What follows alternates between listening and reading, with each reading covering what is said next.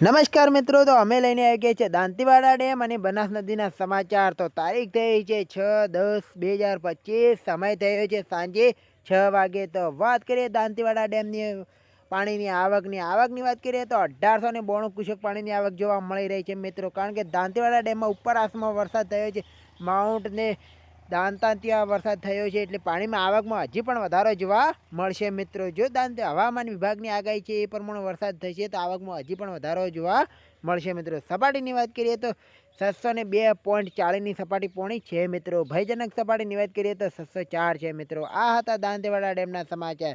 તો બનાસ નદીમાં પાણી ક્યારે છોડવામાં આવશે તેની માહિતી અમે તમને આપતા રહીશું। તો અમારી ચેનલને સબસ્ક્રાઈબ કરી દેજો, જેથી કરીને તમને બનાસ નદીમાં ક્યારે પાણી છોડવામાં આવશે તેની માહિતી મળતી રહે મિત્રો। તો અમારી ચેનલને સબસ્ક્રાઈબ કરી દેજો, વિડીયોને લાઇક કરી દેજો। તમે ક્યાંથી જોઈ રહ્યા તે કોમેન્ટમાં જણાવતા રહેજો મિત્રો।